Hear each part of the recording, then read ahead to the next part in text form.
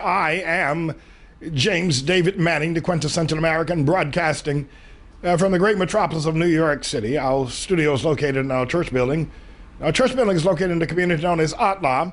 Now, Atla is the new name that Almighty God's given for the community formerly known as Harlem. How's everybody doing today? Now, very quickly, I need to get to the item of commentary that we promised you over the last couple of days.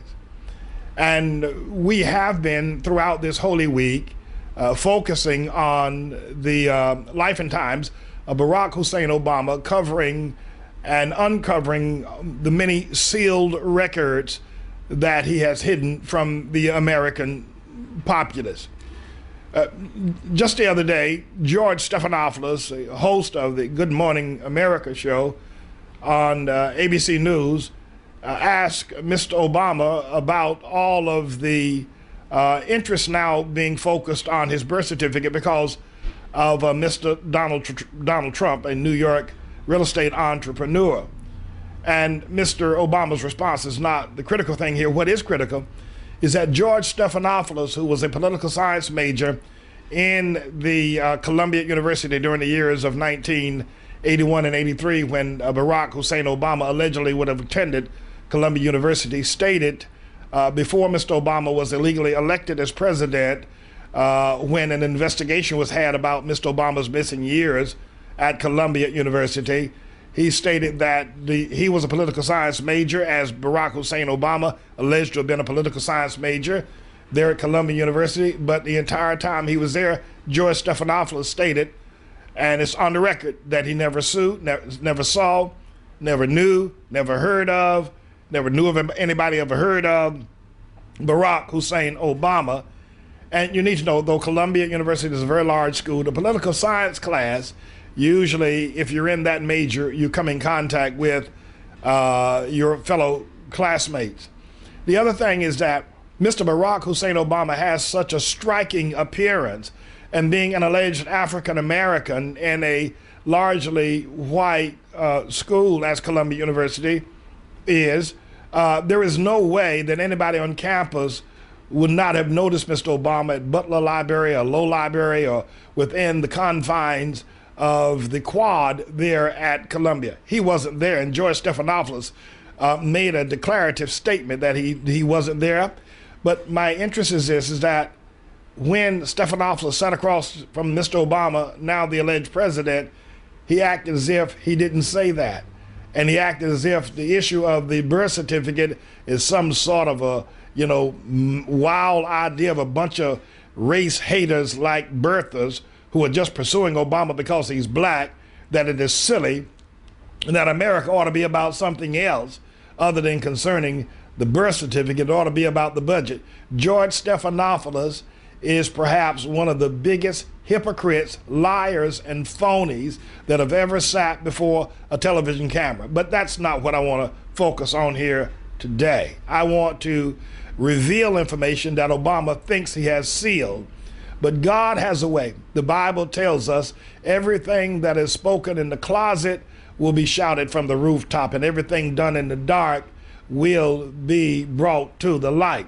And I want all Americans to know now, though Mr. Obama has sealed all his records as his second executive order to seal permanently all of his records, has done so with court orders, and has spent $2 million with a fancy law firm in Washington, D.C., so that the court challenges that he has faced over the past 3 years would be handily closed, and no information about his birth or where he was born would be made known. But thanks be to God who giveth us the victory. My friends, you just can't hide. You can run, but you can't hide. Now, what I want to focus on today is the unusual, spectacular phenomenon of the fact that Barack Hussein Obama, who was a C student at Occidental College, a pot smoker by his own admission in his book Dreams from My Father and other subsequent interviews, was able to rise after completing his second year at Occidental College with nothing more than a C average, was able to enter into Harvard Law School in 1988 and by 1989 had become the president of the Harvard Law Review. Now, of course, in order to get into graduate school at Harvard, you've got to be on the dean's list of your undergraduate school, and you've got to have had stellar grades and just a stellar, if you will, unique educational experience. Obama was able to go directly to Harvard, and we proved in the CIA Columbia-Obama sedition and treason trial that Obama never attended Columbia University. George Stephanopoulos stated he was there. He never saw him. Wayne Allen Root, who also was a political science major and a presidential candidate on the Libertarian Party, and is now running to be the head of the Libertarian Party, also stated unequivocally and gave written testimony in the CIA Columbia Obama sedition and treason trial that he was a political science major between the years of 1981 and 83, and he never saw Obama. He doesn't know anybody who knows Obama. They held the 25th anniversary for the political science class of Columbia University, and guess, and this just happened a few years ago, guess who was the keynote speaker? Was it Mr. Barack Obama or Wayne Allen Root? It was Wayne Allen Root. So Obama never attended Columbia University, that we know. So obviously now, the only two schools that we know he attended at the graduate level was Occidental College, where he was a C student for 2 years, and then off to Harvard. Now, he left Occidental in 1981.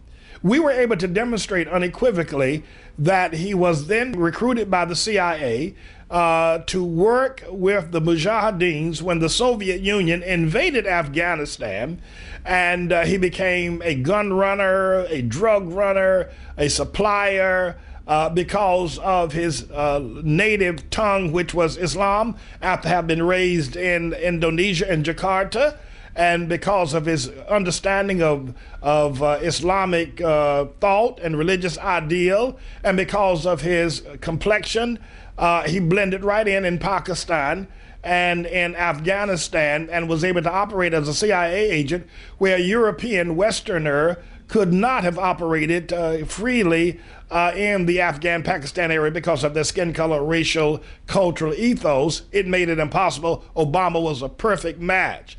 Obama spent 4 years, from 1981 to 1985, in the Pakistan area, helping the Mujahideen fight the Soviet Union in Afghanistan as a go-between and drug runner and also arms supplier to the Mujahideen, and ultimately was able to help to organize a group that came out of the Mujahideen called the Taliban organization. Obama resurfaces in America in Chicago now as a community organizer in 1985, where he works for 3 years as a community organizer. Now check this out. If Obama would have graduated in 1983, which he alleged to have done from Columbia University with a bachelor's degree in political science, the normal thing to do was to pursue that by going to yet another college or continuing there in the graduate level at Columbia. But that's not what his record, that is clear, that can be unequivocally demonstrated and proven, that he did not enter Harvard until 1988, and these records are open for anyone to investigate. There was, from 1983 to 1985, would have been the year to graduate. The 5-year layover was from 1981 until 1985, where he surfaces in Chicago as a community organizer and then spends 3 years there working with the community organization group that he claims to have worked with. But my point is this: anyone with a prestigious degree in political science from Columbia University does not have to take a $10 a week job as a community organizer. With a Columbia degree, you are in like Flint, and you can get into any other institution. That didn't happen. All of this can be demonstrated unequivocally and documented with bullet points and with entries that can be presented to any governor, president, or any other person interested. Those persons know who I'm talking about. But you know, the thing I find more interesting about Obama's rise from Occidental and only having completed 2 years there as a C student and then walking right into Harvard, And then a year later, everybody knows he's the president of the Harvard Law Review. Now, let me just give you a little bit about how prestigious the Harvard Law Review magazine is. It is the most sought after position in any college campus, and certainly at Harvard, to be the president of the Harvard Law Review.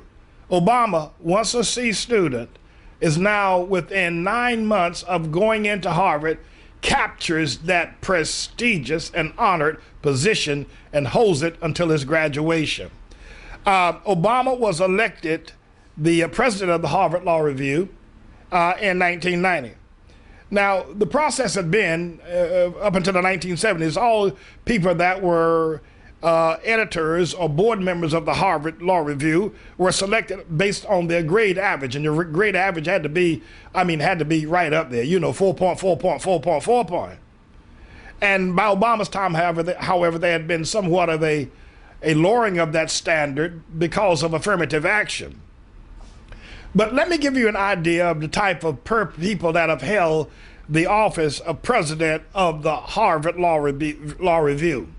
One person in particular comes to mind, Elliot Richardson, who was the former Attorney General, and also Edwin Griswold, who was the ex-dean of the Harvard Law School and also Solicitor General.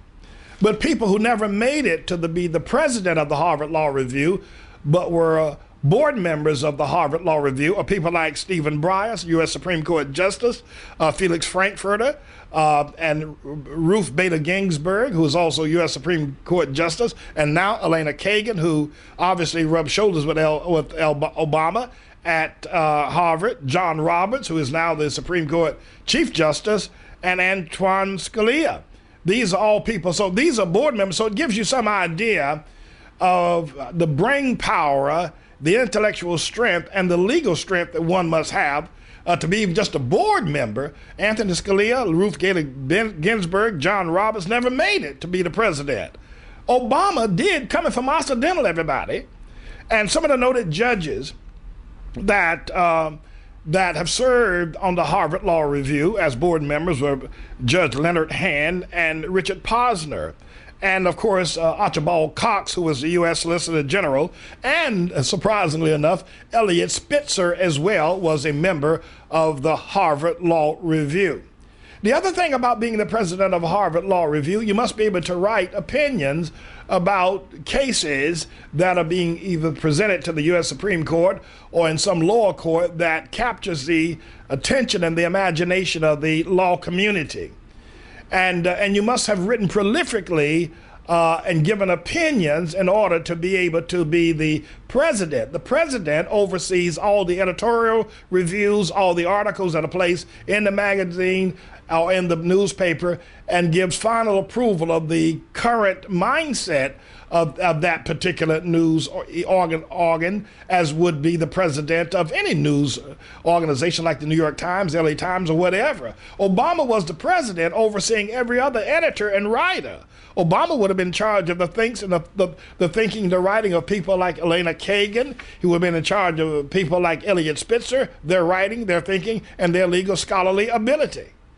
But the problem is here is that you cannot find, if you search high and low, because these records cannot be sealed, you cannot find one article that Mr. Barack Hussein Obama wrote for the Harvard Law Review. He never wrote anything. He was just given the office, and we have to ask the question, why?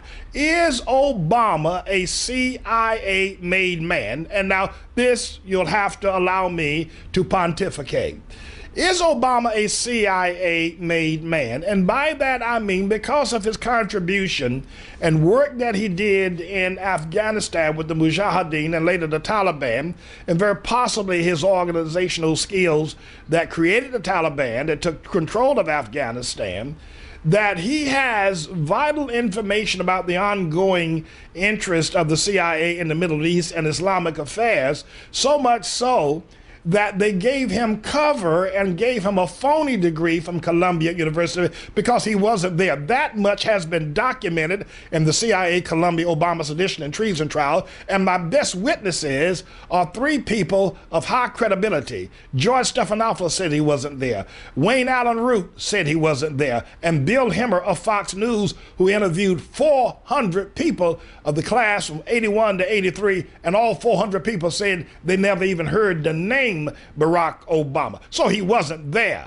So he was covered by the CIA during the 2 and 4 years that he was in Afghanistan. Is he a CIA-made man? And Obama has put pressure on the CIA, asked for an opportunity to enter Harvard, was given carte blanche to go into the Harvard law school, and then asked to be the president of the law review, got that as well. And when Hillary Clinton was running to be the president of the United States, he asked for the office of the president of the United States, and the CIA gave him that as well. Now, obviously, I can't document that, those last things I said regarding the Harvard Law Review, regarding Harvard as an institution, but I can document unequivocally he was never at Columbia University. We got that documented. What I want to do now is this. I want to ask the question about where we are as a people. And my question is this, more of an appeal to the U.S. Supreme Court, upon which now Elena Kagan sits, and she ain't never going to do anything on that court that would harm Barack Hussein Obama.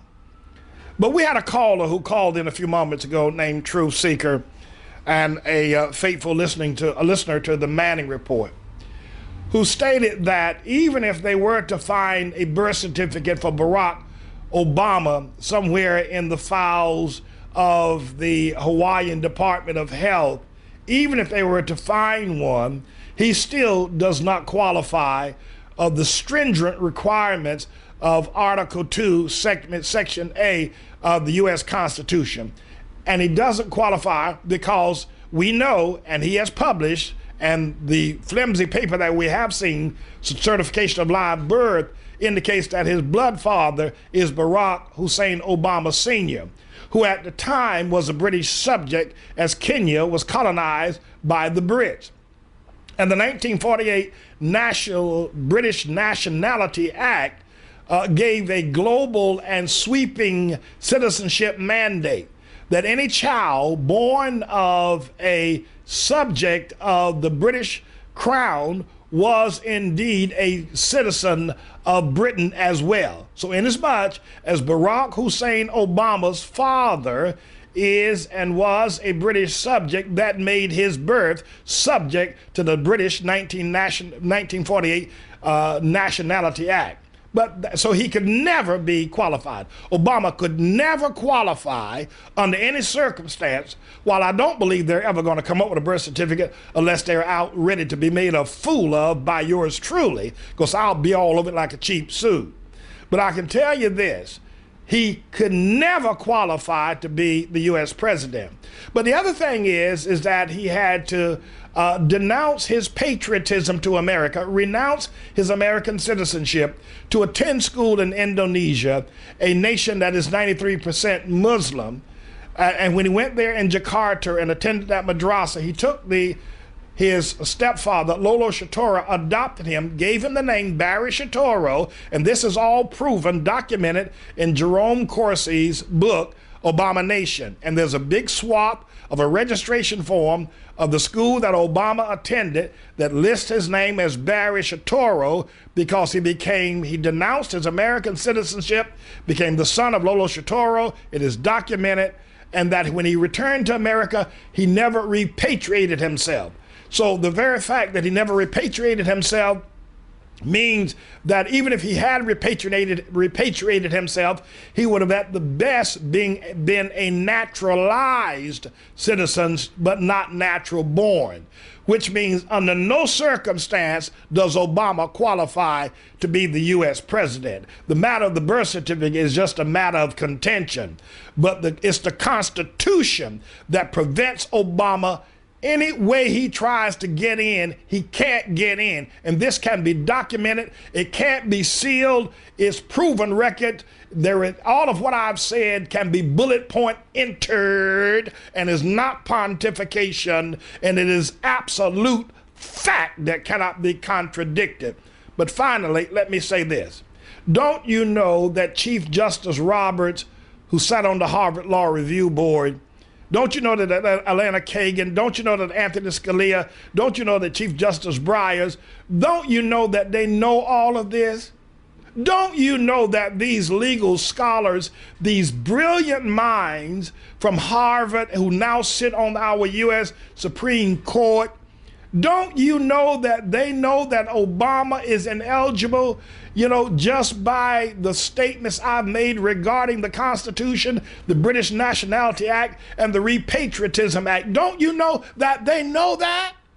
Don't you know that they know that clearly? There's no question in their mind. The man is not eligible. They know it.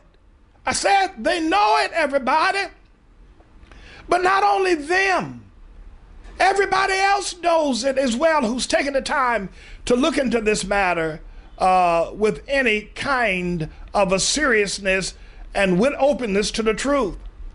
Dr. Jerome Corsi's new book is coming out, and it is a blockbuster. See if you can get an advanced copy of it, because it reveals the very same thing that I'm discussing with you at present.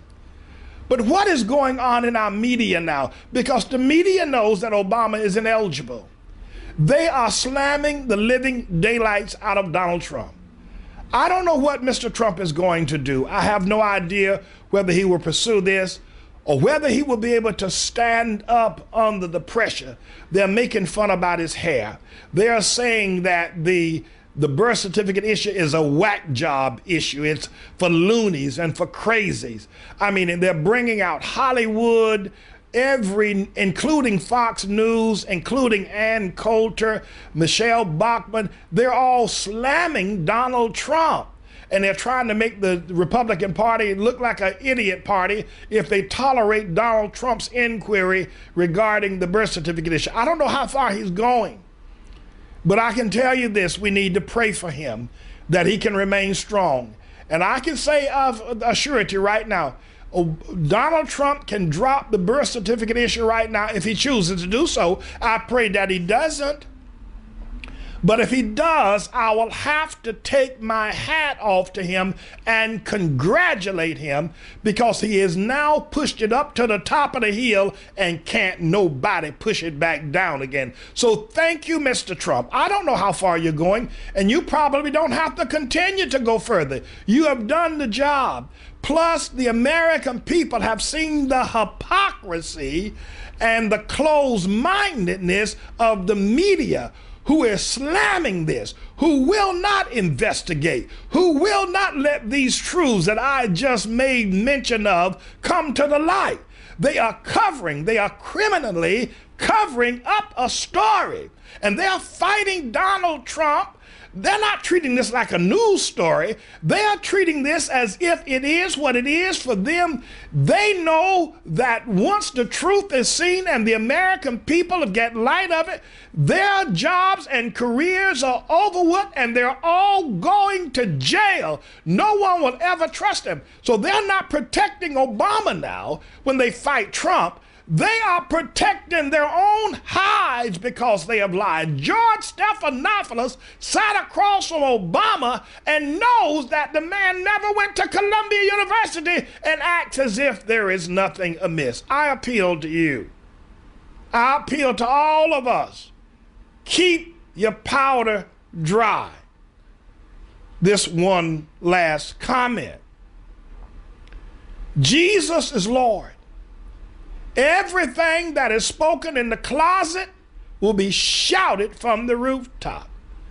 And everything done in the dark will be brought to the light. I don't represent the Tea Party. I don't need them. In fact, the world would be better off were they not in existence. I don't represent the Republican Party. I'm not one. I'm not a conservative.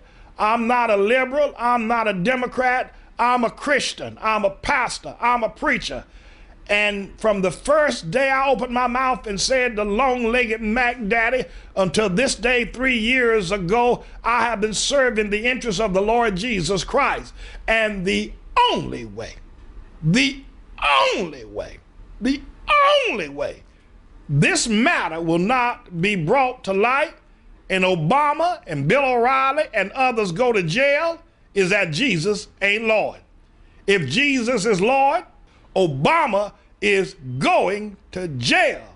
And I praise God from whom all blessings flow. Thank God, thank God, thank God, thank God. This matter will come to light.